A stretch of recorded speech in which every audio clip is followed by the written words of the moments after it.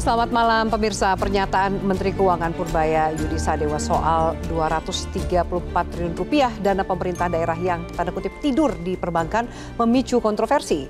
Purbaya geram karena serapan APBD hingga kuartal ketiga 2025 baru mencapai 51%. Ia meminta pemerintah daerah untuk mempercepat realisasi belanja dan menegaskan uang daerah jangan dibiarkan mengendap di kas atau deposito.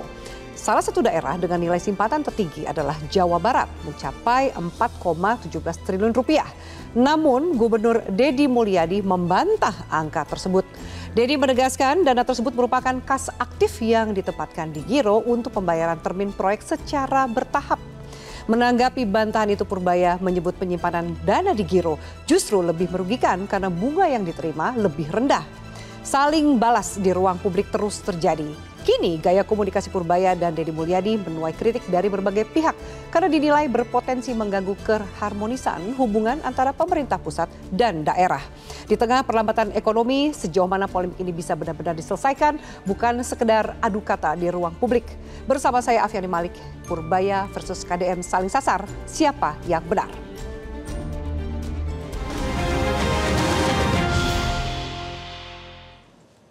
Dan pemirsa, untuk membahasnya sudah hadir narasumber kami di Studio Metro TV, Direktur Eksekutif Komite Pemantauan Pelaksanaan Otonomi Daerah, Mas Herman Suparman. Mas Herman, selamat malam. Selamat malam, Pak. Terima kasih sudah hadir, Mas Herman.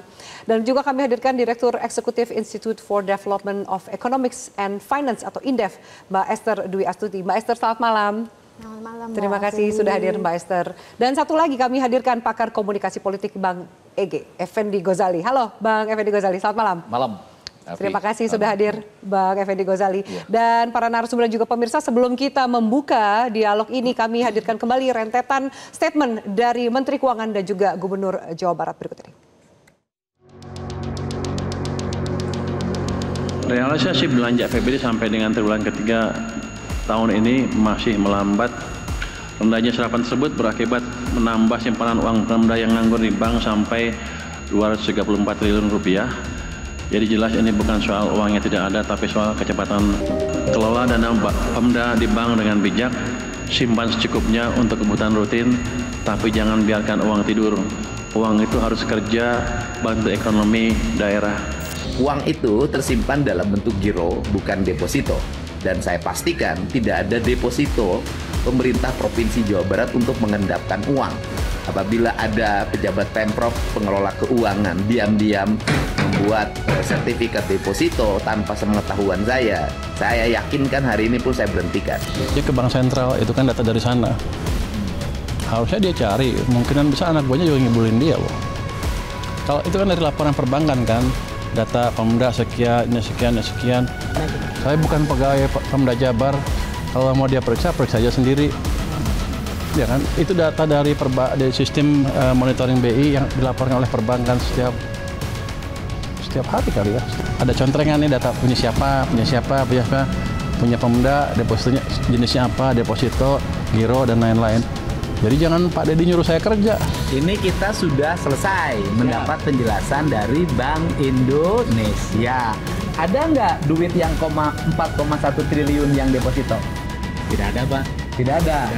Jadi apa yang dinyatakan bahwa uang yang ada di kas daerah hari ini adalah 2,5 triliun, kemarin 2,3 ya kan, kemudian kemarinnya lagi 2,4 itu yang benar. Jadi ada di Giro, tidak ada pengendapan atau penyimpanan uang pemerintah provinsi disimpan di dana deposito untuk diambil bunganya. Tidak ada ya. Tidak ada. Itu kan data dari bank-bank mereka juga. Mereka nggak mungkin monitor semua akun satu persatu. Ada yang ngaku katanya uangnya bukan di deposit tapi di checking account apa? Giro. Malah lebih rugi lagi. Bunganya lebih rendah kan? Kenapa taruh di checking ada di giro kalau gitu? Dia pasti nanti akan diperiksa BPK itu.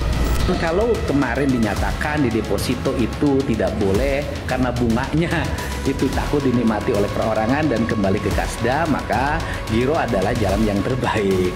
Tetapi kalau hari ini juga nyimpen di giro juga dianggap rugi, ya barangkali tidak mungkin juga kan pemerintah daerah nyimpen uang di kasur atau di lemari besi, kan itu justru lebih rugi lagi. Balik ini saling silang pendapat gitu ya antara Menteri Keuangan dengan Gubernur Jawa Barat yang memang viral. Saya ketanya ke Mas Herman terlebih dahulu, mungkin banyak juga publik yang belum terlalu paham ini yang dibicarakan ini mengenai apa. Ada statement dana daerah yang tidur atau mengendap di bank. Ini artinya apa? Uang diamkah atau uang tidak terpakai, tidak terserap, atau seperti penjelasan Pak KDM tadi? Ya, bagi kami di KPPOD ini sebetulnya penyakit menahun ya. Penyakit menahunnya yang mana nih? Dana mengendap. Dana atau mengendap. dana yang dalam tanda kutip itu terparkir di bank gitu ya. Ini persoalan yang selalu muncul setiap tahun. Bahkan kalau kita perhatikan setiap tahun Menteri Keuangan siapapun itu atau Menteri Dalam Negeri siapapun itu di bulan Oktober, November, Desember pasti menyampaikan bahwa serapan anggaran daerah itu rendah. Iya. Karena memang masih dalam tanda kutip itu terparkir atau diendapkan di bank. Makanya kami katakan ini adalah masalah rutin yang selalu muncul setiap tahun. Kenapa seperti itu? Karena di peraturan terkait dengan pengelolaan keuangan daerah, pemerintah daerah, provinsi, kabupaten, kota itu mereka harus membuka yang namanya itu rekening kas umum daerah, RKUD. Atau kalau di nasional namanya RKUN. Rekening kas ini dipakai untuk mendapatkan semua pendapatan, baik dari transfer pemerintah pusat, pendapatan transfer, atau dari pendapatan asli daerah ditampung di dalam RKUD itu. Kemudian dari rekening yang sama akan dikeluarkan untuk membiayai program-program. Tadi itulah cerita kenapa ada yang disebut dengan dana yang terparkir di bank. Itu pertama. Kemudian yang kedua, kenapa dana itu terparkir cukup tinggi? Khusus untuk tahun ini, Bu Esther, Bang Ege, kami melihat memang ini situasinya cukup unik. Kenapa? Tahun ini, tahun 2025, pemerintah daerah, terutama kepala-kepala daerah yang baru memimpin, itu mereka melakukan penyesuaian terhadap rencana kerja pemerintah daerah 2025 yang disusun tahun 2024. Artinya mereka melakukan penyesuaian. Kemudian yang kedua konteksnya adalah ada efisiensi yang dikeluarkan oleh pemerintah pusat dengan Inpres 1 tahun 2025 dan pemangkasan transfer di tahun depan. Dalam konteks ini pemerintah daerah itu mesti hati-hati melakukan pengeluaran belanja. Itu konteks yang pertama. Kemudian yang kedua, kenapa dananya cukup tinggi juga? Bagi kami ini bukan problem masalah di daerah saja, tetapi ini adalah masalah di jagat pengelolaan keuangan daerah. Dalam hal ini, pengelolaan di daerah itu diatur di dalam kebijakan yang ditentukan oleh pemerintah pusat melalui peraturan pengelolaan keuangan daerah yang setiap tahun juga dikeluarkan Permendagrinya terkait dengan pengelolaan APBD, gitu ya. Nah, dalam konteks itu pemerintah daerah itu mesti taat asas pada peraturan perundang-undang terkait. Nggak bisa suka-sukanya nih. Nggak bisa suka-suka. Oke. Karena itu misalnya, kenapa di triwulan 3, 4 itu grafik serapan itu meningkat gitu ya. Karena memang yang kita harapkan sebetulnya setiap tahun petunjuk-petunjuk teknis atau petunjuk-petunjuk pelaksanaan terutama terkait dengan pengadaan barang dan jasa itu mestinya muncul di bulan Januari, Februari atau paling lama Maret lah. Tapi pada praktiknya itu bisa sampai April, Mei bahkan Juni. Sehingga pengadaan-pengadaan barang dan jasa terutama terkait dengan pengadaan infrastruktur atau belanja-belanja modal yang lain akhirnya bergeser di daerah. Sehingga tidak heran dana yang tadi ditransfer menurut Pak Purbaya tadi itu tepat waktu oleh pemerintah pusat ya disimpan dulu di bank ya, di dalam rekening kas umum daerah tadi itu ya. Apalagi pada praktiknya selama ini seringkali para vendor pihak ketiga atau kontraktor itu baru mengajukan klaim atau invoice itu di akhir proyek. Dan itu biasanya di bulan November dan Desember. Sehingga bagi kami Mbak Afi akan sangat menarik ya kalau topik ini dibahas di bulan Desember. Karena baru ketahuan siapa yang salah. Kalau sekarang ini sudah pemanasan dulu. Anggaplah kemudian ini pemanasan sehingga bisa dikawal oleh publik dan media sampai di bulan Desember gitu. Tapi kalau melihat statement 2 ini, jadi siapa yang lebih tepat statementnya? Kalau menurut kami yang sekarang polemik terjadi antara Pak Purbaya sama Pak KDM, kebetulan beliau ini kan jadi spotlight di medsos sekarang ini ya. Nah, iya. Menurut kami ini problem klasik juga terkait dengan manajemen data kita. Oke. Kita memakai data yang mana? Apakah data Bank Sentral atau data pemerintah daerah sendiri atau data Kemendagri? Gitu ya. Dan ini angkanya berbeda semua. Kalau yang kami lihat sekarang itu lebih pada periode data yang diambil. Kalau Pak Purbaya ngambil data September, sementara yang diangkat oleh Pak KDM itu adalah data yang sudah realisasi bulan Oktober. Sehingga berkuranglah dari 4,2 menjadi 2,4 kalau nggak salah. Gitu ya. Saya sangat yakin di daerah-daerah lain yang ada 15 daerah yang muncul di setiap pemberitaan media itu juga punya pola yang sama, naik turun pola lah yang ya. sama. Bahkan Oke. Mbak Afi hari ini, Ya. kenapa saya sebut tadi manajemen data itu jadi problem klasik? Yang kami dapatkan informasinya di Bangka Belitung, mereka melaporkan ke polisi Bank Sumsel karena data yang dilaporkan ke Bank Sentral itu ternyata bukan dana yang milik Bangka Belitung, tapi milik Sumatera Selatan. Sumatera Selatan. Jadi ini cukup menarik sebetulnya ya, karena persoalan data ini akhirnya kemana-mana. Tapi bagi kami ini adalah momentum bagi kita publik di Indonesia untuk membuka mata terkait dengan pengelolaan keuangan daerah. Keterbukaan. Mbak Esther, saya mau tanya, kalau tadi sempat juga ditangkap ya, ini soal ditaruhnya di mana, deposito, giro, lain-lain. Terus kemudian sempat dikatakan bahwa, sampai KDM mengatakan, ya kan nggak mungkin juga taruh di bawah kasur gitu. Harusnya dana ini, kalau tadi sedikit dijelaskan oleh Mas Herman, pengelolaannya dan mungkin kronologis kenapa kemudian ada angka yang cukup besar di akhir tahun, harusnya apa yang dilakukan oleh pemerintah daerah dan ditaruhnya di mana, diparkirnya di mana sih? Ya, bisa jadi ya. Tadi saya sebelum ke sana saya menanggapin dulu ya. Silakan. Memang persoalan data ini sebenarnya tidak hanya terjadi pada saat ini saja ya, tetapi juga terjadi sebelum-sebelumnya, jauh sebelumnya. Dan tidak hanya di satu kementerian atau di pemerintah daerah, tetapi ini adalah persoalan integrasi data. Harusnya tuh Indonesia itu punya data yang terintegrasi, yang semua kementerian itu sama ya, semua baik itu dari level pusat ya, di level kementerian ataupun dari level daerah gitu ya, sehingga tidak ada simpang siur yang seperti ini gitu kan. Nah ini nggak tahu database-nya ini memang masih problem ya dari zaman dulu. Nah menanggapi mana yang lebih baik simpanan ya, tentunya yang as liquid as it is gitu kan. Jadi semakin liquid ya kan lebih baik yang semakin liquid, karena ketika kita butuh langsung bisa dicairkan gitu kan. Nah kalau deposito kan tentu saja kan ada namanya time deposit kan. Nah, jadi at least 1 bulan, 3 bulan atau 6 bulan atau 1 tahun gitu. Nah kalau saving ya bisa kapan aja ditarik gitu Mbak. Kalau soal deposito itu juga kan sudah jadi apa ya, pengetahuan publik lah, rahasia umum bahwa banyak juga loh pejabat daerah yang memang sengaja taruh di deposito dulu, lumayan bunga ada profit yang bisa cuan. Itu juga tadi sempat dibahas oleh KDM. Antara deposito dan giro tadi Mbak Esa sempat menjelaskan yang mana yang paling liquid, tapi juga sempat di-mention oleh Pak Purbaya. Tapi giro tuh kan bunganya rendah, ngapain ditaruh di situ? Apakah itu statement yang tepat? Nah, giro memang bunganya jauh lebih rendah daripada deposito ya.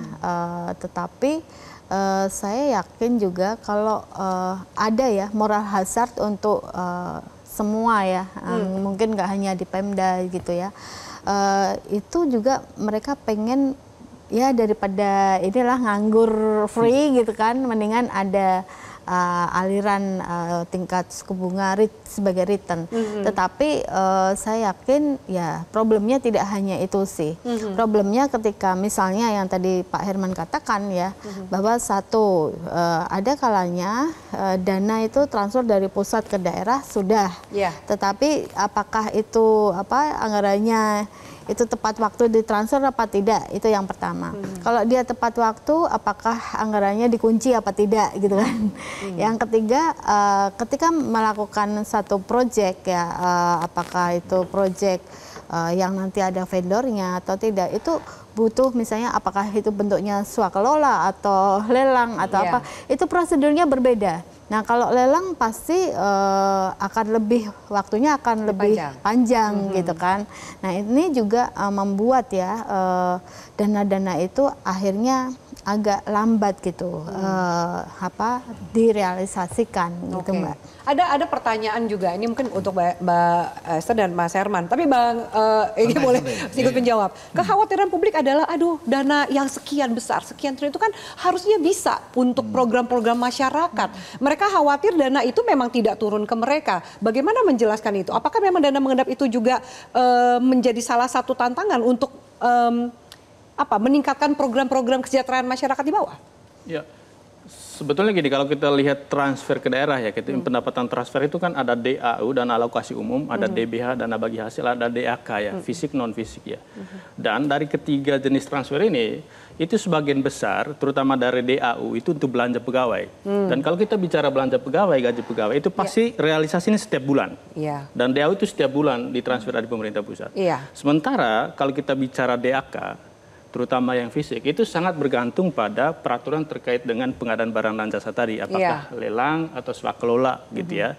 Dan bagi kami, apapun itu penggunaannya, apakah untuk belanja pegawai atau untuk belanja barang dan jasa atau belanja modal, itu memang semuanya itu untuk apa? Pertumbuhan ekonomi. Karena dari catatan kami, pemerintah daerah atau pertumbuhan ekonomi daerah itu sangat bergantung pada government spending. Terutama untuk daerah-daerah yang kapasitas fiskalnya rendah. Dan kita tahu 90% berdasarkan data Kemendagri itu adalah kapasitas fiskal rendah. Sehingga sebetulnya bisa diterima dengan akal juga ketika publik bertanya atau curiga, ini kan dana untuk kami, kenapa diparkir? Gitu ya. Tapi sebetulnya ada beberapa kasus di daerah-daerah kapasitas fiskal rendah, itu perputaran uang itu muncul di akhir bulan ketika PNS itu gajian. Itu adalah respon menstimulus pertumbuhan ekonomi di daerah. Tapi yang paling dampak signifikan tadi itu yang DAK gitu ya. Terutama yang DAK fisik. Gitu. Baik. Mas mau menambahkan soal itu. Ketakutan dari publik bahwa uangnya nih kok nggak turun ke program-program kesejahteraan rakyat? Ya, jadi kalau saya telusuri ya, kita lihat ya, dana transfer daerah itu memang sebagian besar itu digunakan untuk belanja rutin. Nah, belanja rutin itu apa? Belanja untuk honor pegawai gitu ya, aktivitas-aktivitas rutin. Nah, padahal kalau ingin tumbuh ya, sebenarnya kan tidak hanya belanja rutin, tetapi harus lebih besar belanja modalnya gitu ya. Artinya misalnya kalau belanja modal itu kan bisa untuk bangun jalan atau untuk pemberdayaan masyarakat atau yang lainnya. Nah, seharusnya ya ke depannya ya itu belanja modal harusnya lebih besar daripada belanja rutin gitu ya. Itu yang terjadi. Sehingga ketika kita gelontorkan lebih besar capital expenditure-nya, saya yakin kok multiplier efeknya juga akan lebih besar. Baik. Saya harus jeda dulu, kita akan lanjutkan termasuk Bang Ege ini bisa dikatakan Pak Purbaya dan Kang Deddy ya, KDM ini kan media darling dua-duanya nih. Dari komunikasi publik dan komunikasi politiknya, apa yang bisa dijabarkan dan catatan dari Bang Ege. Tapi usai jeda, pemirsa, kami lanjutkan, tetaplah bersama kami.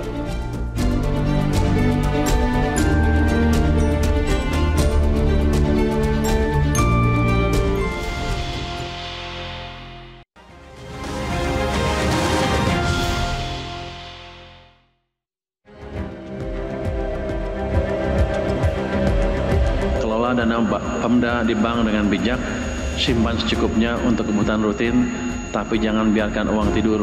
Uang itu harus kerja, bantu ekonomi daerah. Uang itu tersimpan dalam bentuk giro, bukan deposito. Dan saya pastikan tidak ada deposito pemerintah Provinsi Jawa Barat untuk mengendapkan uang. Harusnya dia cari, kemungkinan bisa anak buahnya juga ngibulin dia loh. Ada contrengan nih, data punya siapa, punya Pemda, depositonya jenisnya apa, deposito, giro, dan lain-lain. Jadi jangan Pak Deddy nyuruh saya kerja. Ada nggak duit yang 4,1 triliun yang deposito? Tidak ada, Pak. Tidak ada. Jadi ada di giro, tidak ada pengendapan atau penyimpanan uang pemerintah provinsi disimpan di dana deposito untuk diambil bunganya. Ada yang ngaku katanya uangnya bukan di deposit tapi di checking account apa? Giro. Malah lebih lagi. Kalau kemarin dinyatakan di deposito itu tidak boleh karena bunganya itu takut dinikmati oleh perorangan dan kembali ke kasda, maka giro adalah jalan yang terbaik. Baik, kita lanjutkan. Bang Ege, publik ini kan melihat nih, memantau karena viral cukup lama adu pernyataan antara Purbaya dan KDM ini. Makin panas di media dan juga di media sosial. Tanggapan Bang Ege seperti apa? Ya, saya mau agak cepat-cepat mengatakan pertama saya sengaja tadi, segmen pertama biar saya dengarkan dulu. Dengarkan dulu. Bahkan saya sebelum kesini saya diskusi sama teman-teman di Unsurya dan lain-lain. Karena apa? belum tentu ini publik yang aktif di media baru atau media sosial itu paham yang soal begini. Saya aja, tentu ada yang paham, maksud saya bagaimana menurunkan ini dalam cara yang lebih praktis sebelum mereka terlibat dalam dan ternyata terlibat besar. Nah, karena kan ini menjadi isu yang hangat, karena itu saya ingin melihat yang pertama adalah Pak Menkeu kita, yang ini menarik karena dia adalah figur baru dalam konteks biasanya Menteri Keuangan itu kalem, irit tenang, bicara gitu stabil ya, supaya dengan demikian diharapkan ekonominya lebih tenang, lebih stabil, pasar juga tidak gampang bergejolak. Kalau ini kan Anda sebut koboi, kan ceplas-ceplos, dan ini sesuatu yang baru lah. Tapi yang ketiga, ini kebetulan kena antara, nah ini dua tokoh ini ya, yang satu KDM. Kemarin Dedi menyala, atau Kang Dedi masih menyala gitu kan, karena kemarin menyala, sekarang tentu masih ingin menyala. Kalau Pak Menteri Keuangan ini, saya sebut namanya Pas Dewa lah gitu. Pas Dewa itu artinya, dia kan namanya Purbaya Yudi Sadewa. Jadi Pas Dewa, kalau pas benar bisa jadi dewa. Tapi nanti kalau nggak terlalu pas, ini bisa bermasalah. Nanti kita lihat ya. Lalu yang ketiga, poin keempat saya adalah, ini sebetulnya menjadi menarik karena ada konflik. Jadi kalau misalnya seperti DKI Jakarta, nggak sudah selesai. Yang paling tinggi itu DKI Jakarta. Angkanya berapa? Lalu Pak Gubernurnya bilang, Anda 1000% benar. Tapi masuklah penjelasan seperti kata rekan kita Mas Herman tadi, clear. Tapi kalau ini kan jawabnya seru. Oh mungkin dia dikibulin oleh anak buahnya. Ya kan? Saya bukan pegawai Pemda. Katanya, oh enggak, tantang. Mana buktinya? Enggak ada. Yang paling aman itu masa mau ditaruh di bawah kasur dan lain-lain. Oh itu enggak benar. Nanti kalau enggak bisa diperiksa BPK dan lain sebagainya. Tapi saya yakin ini memang ramuan media sosial, media baru. Apakah disengaja atau dipoles atau alamiah, nggak apa-apa. Ini mengalir begitu dulu, baru nanti sampai pada, saya yakin pada ujungnya ini akan enak. Damai. Akan ada solusi. Ya, lalu apa untungnya bagi kita? Nah, untungnya bagi kita sekarang adalah kita mulai belajar tentang satu. Apakah misalnya gaya Menteri Keuangan baru ini bisa tetap banyak dinikmati. Teman-teman ini nanti yang memberikan catatan-catatan. Tapi yang mau saya katakan adalah, harapan-harapan ini benar-benar nggak seperti pertanyaan Afi tadi terasa oleh publik, rakyat. Maksudnya 200 triliun yang digelontorkan ke Himbara, ya kan? Ditambah dengan ini yang katanya mengendap di banyak pemerintah daerah ini. Apakah betul bisa misalnya membuat rakyat itu ya ingin memulai usaha untuk menggerakkan ekonomi, atau mereka berpikir pinjam ini kan bunganya tinggi. Jangan-jangan negara kita tertinggi di dunia ya untuk jarak pinjam antara bunga yang dari bank dengan bunga kredit misalnya. Lalu belum lagi yang sering disidak nih, yang sering disebutkan cukai dan pajak. Pajak itu kan prinsipnya, saya tanya-tanya ke semua teman saya, harusnya usahanya besar dulu, bertumbuh dengan besar, baru kemudian pajaknya juga bisa besar. Jangan diharapkan mereka meminjam uang dengan cepat, banyak yang digelontorkan, tapi sebetulnya di satu sisi izinnya susah diperoleh. Lalu di sana sini penyelundupan jalan lancar, ya kan? Belum lagi nanti ada premanisme, ditambah lagi yang paling ujung belum apa-apa, pajaknya sudah datang, misalnya gitu. Jadi ini sesuatu yang sedang kita tunggu. Pada saat ini betul, saya yakin, nah ini Pak Menteri Keuangan ini pas dewa ini, sedang nikmat, dan kebetulan dalam konteks-konteks dengan Pak Kang Dede. Kang Dede menyala ini, sama-sama menyala lah ya. Itu poin-poinnya seperti terasa betul gitu ya. Ini betul, ini betul, ini betul, ini betul. Walaupun saya kok melihat gini ya, ada catatan nih. Kebetulan untuk Pak Menteri Keuangan catatannya itu adalah, dia sendiri ragu data itu setiap hari kali ya, setiap berapa minggu sekali gitu. Jadi udah lempar data, tapi ternyata belum dia belum yakin. Jadi kurang lebih pemahaman saya, yang satu data laporan bulan lalu, gitu ya. Sementara Kang Dede menyala dengan sangat tepat mengambilnya di tengah-tengah dengan mengatakan enggak, data pada hari ini beda. Karena dia ngambil data itu satu hari sesudah diucapkan, yaitu pada tanggal 20 Oktober diucapkan, dia mengambil datanya 21 Oktober dan 22 Oktober, di mana angkanya sudah menjadi 3,8 triliun secara umum, lalu bahkan untuk yang cair atau tidak itu jadi 2,5, 2,3 dan 2,4. Lihat ke kemarin-kemarinnya, kurang lebih gitu. Nah, kalau kemudian tadi menyambung penjelasan Bang Ege, nah publik ini kan bingung karena terasa seperti argumentasi keduanya masuk akal, bisa lah diterima oleh publik. Belum lagi saling perang antar dua pendukung ini ya, satu yang menyala dan satu yang Sadewa gitu.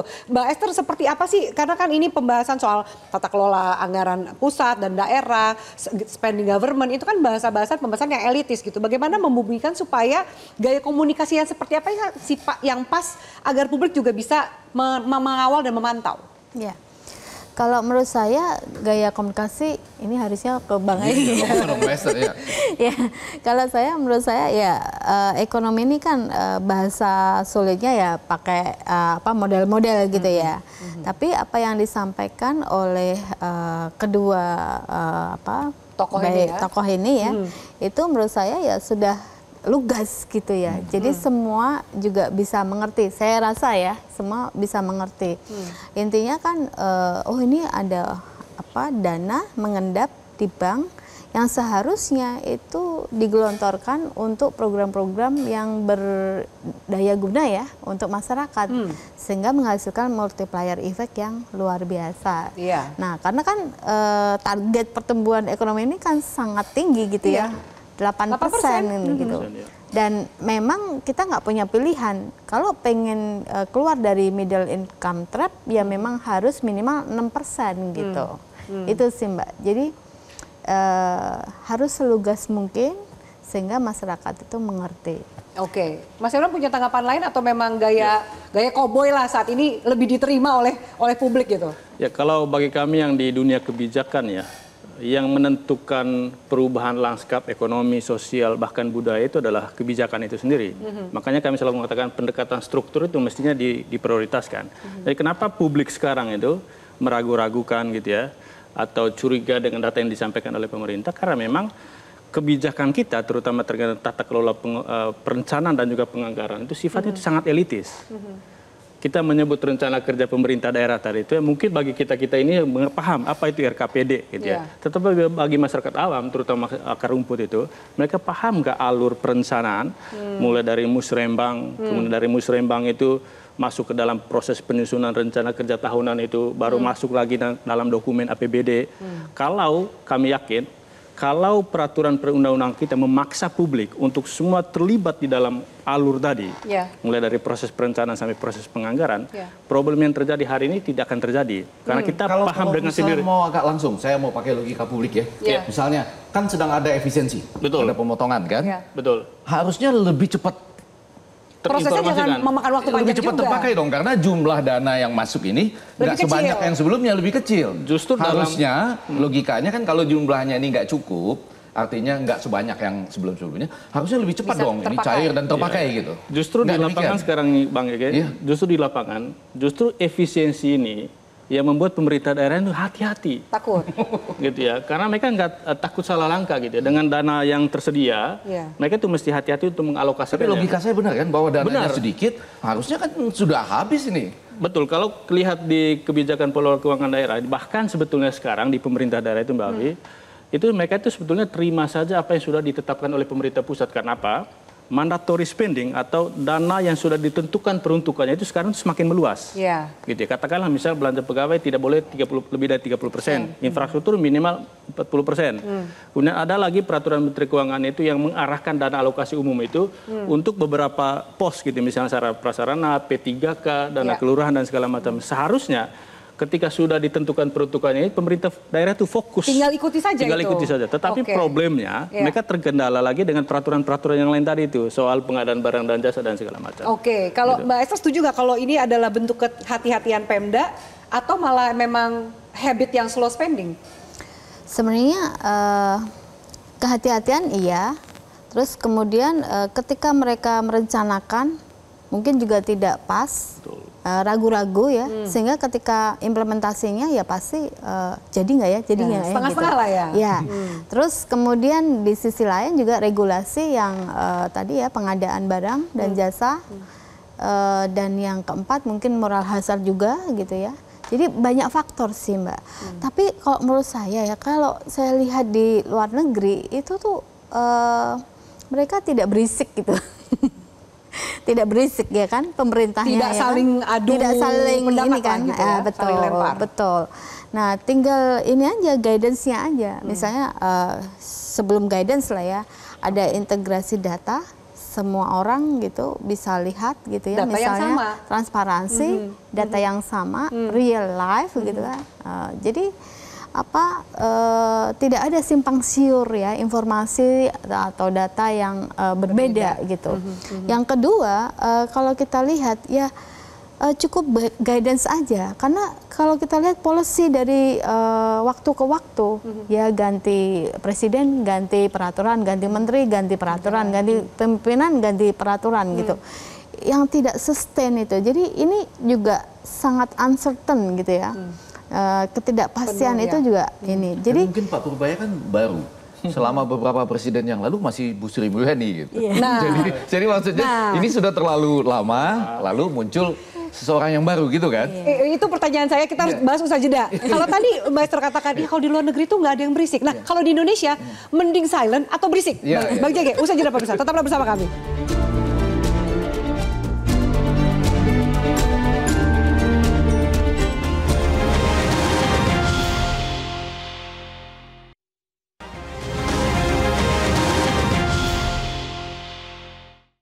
Kadang nggak ada teori komunikasi yang betul-betul baku, yang kalau misalnya itu disampaikan oleh orang tertentu, jadi orang ngerasa nggak apa-apa, gitu.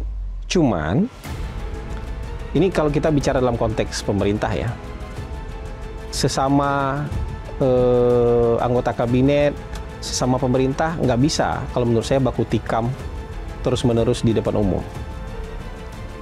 Karena itu akan melemahkan pemerintah. Kita kalau mau baku tikam di ruang tertutup. Ini indeks kepercayaan masyarakat ke pemerintah. Kalau jatuh seperti ini keadaan buruk. Kalau sana bagus. Ini kemarin waktu bulan September, Agustus September itu turun terus, Juli, Agustus September turun terus ke titik terendah sini. Inilah terjadi banyaknya demo. Tapi setelah kita lakukan kebijakan yang mungkin untuk bagian kalangan agak drastis, agak ceplas-ceplos, tapi ini berhasil mengembalikan sentimen masyarakat ke pemerintah. Justru ini levelnya sekarang udah level sama dengan ini, jadi sudah stabil lagi. Jadi stabilitas pemerintahan amat baik di mata masyarakat, kecuali di mata orang itu ya. Kenapa? Karena daya belinya juga membaik. Ini daya beli itu yang ini kepengen konsumen nih turun. Karena ekonomi buruk, ketika ekonomi bagus, ini ke sana, naik lagi. Ini sama ini ada korelasinya. Ketika ekonomi buruk, mereka nggak suka pemerintah. Makanya banyak demo besar-besaran. Tapi ketika mulai balik, mereka juga senang ke pemerintah. Jadi, sepertinya saya cowboy. Tapi yang saya lakukan adalah mengembalikan kepercayaan masyarakat ke pemerintah. Itu juga atas pemerintah, Bapak Presiden. Jadi saya nggak berani gerak sendiri. Jangan dianggap saya cowboy, saya nyapa panjangan tangan dari Bapak Presiden, kira-kira begitu. Dengan versi yang lebih halus malah. Iya, ini menarik kembali kita bahas bahwa tadi Hasan Nazmi mengatakan janganlah sesama pemerintah ini baku tikam di depan umum karena akan melemahkan posisi pemerintah. Tapi langsung dijawab oleh Pak Purbaya ya. Dikatakan bahwa gaya komunikasi ceplas-ceplos ini berhasil justru mengembalikan kepercayaan publik terhadap pemerintah. Bahkan Bang Jege bisa nanti dikomentari, Pak Purbaya mengatakan jangan dianggap saya cowboy, saya hanya perpanjangan tangan dari Bapak Presiden yang versi halus malah gitu. Bagaimana ini ternyata keterbukaan yang didukung oleh publik, ternyata ada juga statement yang mengatakan loh harusnya jangan gaduh, harusnya ada di ruang tertutup. Makanya tadi pertanyaan sebelum jeda saya, ini harusnya ribut atau silent, Bang Jege? Nanti kita dengar tiga-tiga ya. Tapi saya mau mengatakan begini, tadi menarik, cowboy itu kan bukan dari dia, cowboy itu dari kita-kita, ya kan? Karena sekali lagi Menteri Keuangan sebelumnya yang lama, lama loh, berapa presiden itu tidak seperti ini gayanya. Ini adalah gaya baru gitu ya. Dan kita kan terpana mata kita gaya baru. Makanya saya sebut tadi pas dewa. Yang kedua yang mau saya katakan, kalau tadi itu agak keliru. Menurut teori komunikasi yang baku tidak ada katanya. Mungkin menurut teori politik. Kalau menurut teori komunikasi jelas ada. Yaitu algoritma rasa, emotional algorithm yang mengatakan kurang lebih begini. Tindakan-tindakan itu walaupun sedikit berbau populis, tapi dilakukan untuk membongkar data, untuk menunjukkan dana segini, kemana? Kenapa nggak dipakai lebih dulu buat rakyat? Termasuk juga misalnya memanfaatkan aduan itu. Pajak. Macam-macam. Lalu yang keluar kan memang belum begitu banyak. Petugas pajak menanyakan setoran pajak 300 berapa Juta. gitu ya, jam 5.41 pagi itu kena sanksi, sanksi disiplin. Oh lebih tajam dong sanksinya katanya. Tapi yang mengenai ada petugas berseragam, kemudian ngopi-ngopi di sebuah kedai kopi itu tidak terbukti katanya. Salah saya. Jadi tapi yang ingin kita katakan adalah kalau saya, apalagi dinyatakan oleh Pak Pas Dewa ini, Pas kalau jadi dewa ya. Kalau ini jadi dewa apa enggak sih itu pertanyaan ya? Karena dia mengatakan di ujungnya, saya ini sepenuhnya di backup Pak Presiden. Saya melakukan ini sepengetahuan Pak Presiden. Apa pesan dari saya ini adalah perpanjangan tangan dari Presiden? Maksudnya bahwa dia nggak berjalan sendiri, dia dapat restu apapun statement dan apa yang dilakukan atas nama Presiden. Ya terutama karena kita lihat bahwa Pak Prabowo kan inginnya begitu, rakyat bergerak ekonominya, MBG-nya walaupun kurang persiapan dijalankan dulu.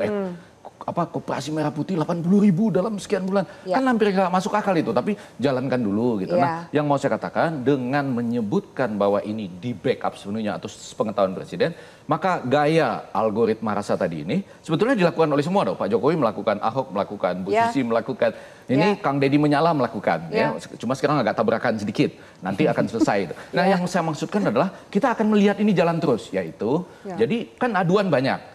Aduan soal pajak, bea cukai misalnya dua itu, saya rasa ada jutaan jangan-jangan di seluruh penjuru Indonesia. Tinggal datengin satu-satu sidak, sesudah itu singgah makan di warung kecil pinggir jalan, itu sudah jadi algoritma rasa sejauh publik mengetahui bahwa ini memang ada yang dibongkar. Untuk kepentingan publik. Iya kan? Ada yang dibongkar. Ada sesuatu yang sifatnya menzolimi publik, kurang lebih gitu. Dan ini dibongkar. Sekecil apapun itu gitu. Oke, baik. Jadi kalau saya pribadi, saya suka. Mendingan terbuka? Oh ya dibuka ke publik. Oke, kalau tanggapan Mas Herman deh?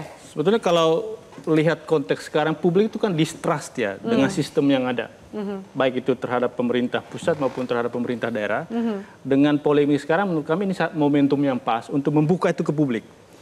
Ngomong bicara atau uang negara ini kan, ini bicara barang publik. Pejabat publik itu adalah barang publik juga dalam tanda kutip. Sehingga kapasitas dan integritas mereka itu teruji dalam polemik ini menurut kami. Siapa yang pro terhadap rakyat, siapa yang antipatik terhadap kepentingan rakyat, gitu ya. Sehingga bagi kami ya tidak apa kita bicarakan di publik, gitu ya. Karena nanti publik akan melihat siapa yang memang betul-betul tulus mengabdi kepada masyarakat. Itu yang pertama. Kemudian yang kedua, kenapa kami tadi sebut ini adalah momentum? Karena kita sudah terlalu lama, gitu ya, mendiamkan persoalan-persoalan ini ke dalam sistem. Gitu ya. Itu tidak inklusif terhadap perhatian atau keterlibatan publik di dalamnya. Karena itu bagi kami apa yang dilakukan oleh Pak Purbaya atau Pak KDM gitu ya, atau siapapun itu di pejabat publik itu jadi bahan bersama, terutama para policy maker di level nasional, DPR dan juga pemerintah pusat eksekutif untuk mengeluarkan kebijakan yang bisa melandingkan apa yang disebut dengan good governance tadi itu. Kalau kita bicara perencanaan, penganggaran, mestinya publik itu sudah melihat itu dari sejak proses perencanaan. Asal kalau ada kata atau data yang keliru kita sampaikan juga. Sampaikan juga. Ya, jangan sampai kita terpana terus enggak Pak, enggak gitu. Nah, sekarang kenapa ribut ini? Karena memang selama ini kita sangat bergantung pada sistem yang ada. Nah, sistem itu tertutup kepada perhatian publik. Nah, dengan momentum sekarang bagi kami ini kita membuka penataan sistem tadi itu. Kenapa di luar negeri itu adem ayem gitu ya? Nggak ada hiruk-pikuk seperti ini karena sistemnya sudah terbentuk gitu ya. Bisa diakses oleh publik ya. Database-nya ada dan transparan. Kalau ini berarti permasalahan transparansi dan juga permasalahan kesamaan data yang dipegang. Tidak ada satu data yang sama yang dipegang oleh para pengambil kebijakan ini. Apakah kemudian kalau tadi Mas Herman katakan ya, ini kan juga menjadi pembelajaran bersama. Apa iya dengan kemudian kejadian seperti ini antara KDM dan Purbaya dan kita harapkan bahwa keterbukaan dan transparansi semakin besar, apakah itu akan terjadi? Karena sistemnya ini kan juga sudah terlalu lama tertutup dan jauh dari jangkauan publik. Iya, perlu waktu, ya kan. Jadi ini kan apa sih triggernya? Triggernya karena Menteri Keuangan itu cut anggaran transfer daerah ya kan, yang kemudian digeruduk rame-rame lah, bukan digeruduk, rame-rame datang ke kantor Kementerian Keuangan untuk mempertanyakan ya kenapa ini transfer keuangan daerah ini dipotong gitu kan. Lalu Pak Purbaya mengatakan benerin dulu dong belanjanya gitu, karena kan belanjanya tadi yang pertama karena belanja rutin lebih besar daripada belanja modal, yang kedua karena anggarannya tidak terserap, banyak yang mengendap, akhirnya dibongkar itu endapan-endapan itu. Yang sebenarnya ini sudah terjadi dari tahun ke tahun gitu. Ada kok di media itu statement-statement Menteri Keuangan sebelumnya Ibu Sri Mulyani terkait dengan ya sama mengeluh perlambatan ya realisasi anggaran di daerah dan seterusnya itu sih Mbak. Bang Cenggi melihat bahwa kalau kemudian tadi kalau ini kan suka ya terbuka, tapi kan tetap aja ada pihak yang mungkin merasa terganggu, yang lebih memilih untuk sebaiknya kan sebenarnya ini masalah tinggal telepon aja, kenapa harus kemudian dilempar ke publik? Seperti yang Hasan Nasbi katakan, janganlah bikin gaduh karena itu akan melemahkan posisi pemerintah. Anda melihat sebenarnya yang mana? Apakah memang kegaduhan tanda kutip ini melemahkan pemerintah atau ternyata klaim Pak Purbaya mengatakan justru meningkatkan kepercayaan publik? Kalau sementara nggak ada pemerintah yang dilemahkan. Karena orang melihat nih di ruang publik ya, sedang dibuka segala sesuatu demi kepentingan publik. Saya melihat KDM pun, Kang Deddy Menyala pun berusaha mengatakan, saya juga sudah bekerja untuk kepentingan publik. Dan dana itu tidak seperti itu, pada hari ini dananya berbeda. Berubah. Nah bahkan kalau kita ingin mengatakan apa akibatnya kepada Presiden, malah aman. Karena kalau ada apa-apa yang disalahkan Pak Purbaya loh. Pas Dewa yang disalahkan. Bukan presidennya, masih jauh jaraknya kepada presiden. Nah tapi sekarang kan karena kebetulan beradunya dua tokoh yang sama-sama bersinar. Yang sini lebih dulu bersinar, yang sini mendadak bersinar gitu. Karena sekali lagi pernyataan-pernyataan tadi yang akan kita tunggu. Mungkin tahun depan buktinya bisa 6% nggak, kemudian betul nggak persoalan-persoalan perpajakan itu bisa dibasmi, penyelundupan, sampai thrifting dan lain sebagainya itu ya. Nah tetapi yang mau saya katakan pada hari ini biar kita menikmati ini ya. Kan di media sosial tuh biar saja ada masa-masa kita menikmati keduanya sambil ini pelan-pelan orang belajar. Sambil belajar. Orang belajar loh. Apakah betul kalau digelontorkan orang langsung bisa minjam gitu ya. Terus kenapa? Kok dananya dipotong malah lebih lama habisnya? Harusnya kan dananya dipotong lebih cepat habis karena dibagi buat rakyat. Nah paling ujungnya nanti saya berharap ada ini ya semacam daripada melemahkan, saya melihat lebih ada kemungkinan ini berkomunikasi mereka antara Purbaya dan KDM. Iya, dan kemudian menyatakan ayo dong bagaimana nih caranya supaya ini dana betul-betul kita bisa gunakan buat rakyat. Karena saya yakin pada sisi KDM, ya mungkin seperti dinyatakan Mas Herman sama Mbak Esther tadi, ada kendala-kendala kan dalam konteks perizinan. Terus cara memahami keinginan pemerintah pusat, betul nggak itu? Kekhawatiran, kalau gini jangan-jangan kita disalahkan. Sudah ada kalimat tadi loh, nanti diperiksa BPK. Itu udah jadi ancaman. Oke, kita harus jeda, nanti kita lanjutkan termasuk juga gaya komunikasi yang berbeda. Komunikasi publik ini menjadi catatan dalam 1 tahun pemerintahan Pak Prabowo gitu kan. Kita juga sempat lihat ada beberapa menteri yang menjadi sorotan, bahkan menjadi sumber kemarahan lah dari terutama warganet. Apakah gaya komunikasi yang Pak Purbaya ini akan dicontoh oleh menteri-menteri dan juga pejabat lain? Dan apakah itu memang bermanfaat untuk masyarakat? Pemirsa usai jeda, tetaplah bersama kami.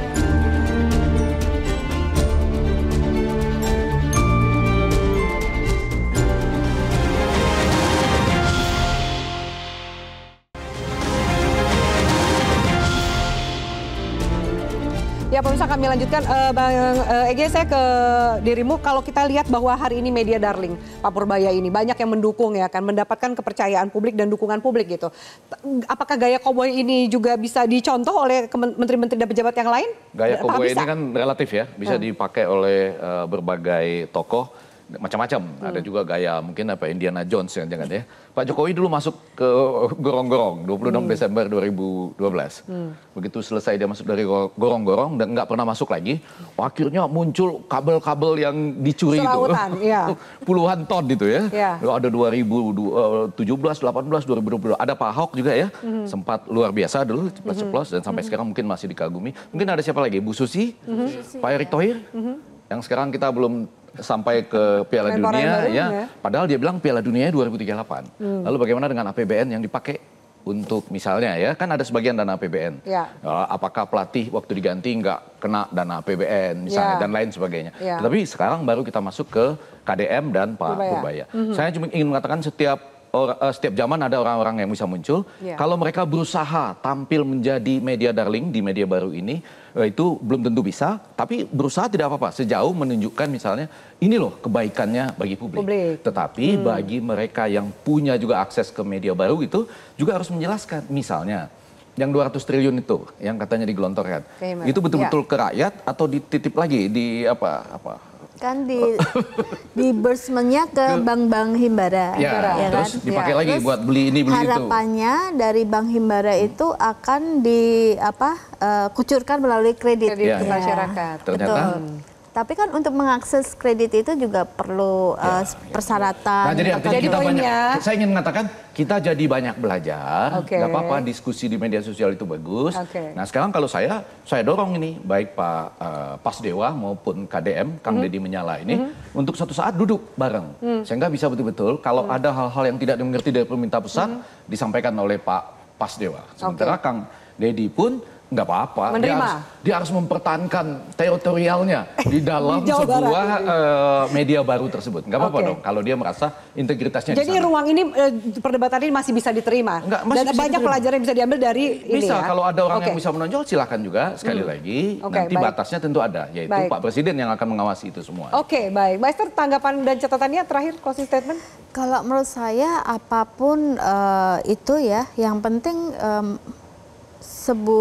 seorang pejabat publik itu harus mengambil keputusan based on kepentingan publik juga gitu. Jadi masyarakat juga akan bisa menilai ya mana yang benar ya, mana yang tidak benar. Dan satu dari kasus ini yang lebih harus dipahami adalah polemik data ini tidak akan terjadi ya jika ada database yang sudah terintegrasi, yang real bisa diakses kapan aja, ada transparansi juga. Jadi tidak ada yang namanya simpang siur data gitu dan informasi. Mas Herman. Ya, bagi kami ya kasus antara Purbaya sama KDM ini sebetulnya jadi pembelajaran untuk kita ya, bahwa selama ini kita bergantung pada Superman tertentu. Kita berbicara terkait dengan anggaran, terkait dengan korupsi, karena ada sosok yang mengangkat itu ke publik. Hari ini Pak Purbaya sama Pak KDM. Karena itu menurut kami saatnya kita beralih ke pembenahan sistem, termasuk sistem komunikasi publik yang itu tidak hanya pada fokus pada kapasitas dan integritas orang per orang, tapi pada sistem. Apakah kemudian sistem ini akan berubah, Anda lihat? Dan itu sangat tergantung desakan publiknya kan ke arah sana. Dan itu sangat bergantung pada respons dari policy maker. Apakah itu di sisi legislatif di DPR yang mengeluarkan undang-undang dan di sisi eksekutif yang melakukan beberapa peraturan-peraturan terkait gitu. Oke, baik. Mas Herman, Mbak Esther dan Bang Ege, terima kasih banyak. Ini kayaknya Pas Dewa ya. Menarik sekali diskusi kita dan juga semoga bermanfaat untuk pemirsa. Dan bisa memang pembangunan membutuhkan kolaborasi, komunikasi, dan transparansi data. Mengapa harus terusik dengan keterbukaan dan meminta kritik hanya boleh disampaikan dengan berbisik? Bukankah hak publik untuk tahu agar bisa ikut mengawal arah pembangunan adil sesuai dengan tujuan? Saya Afian Melk undur diri. Selamat malam, sampai jumpa.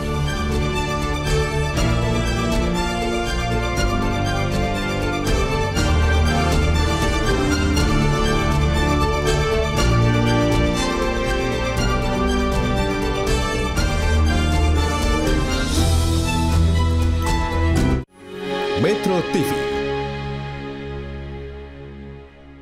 Jelajahi cara baru mendapatkan informasi. Download Metro TV Extend sekarang.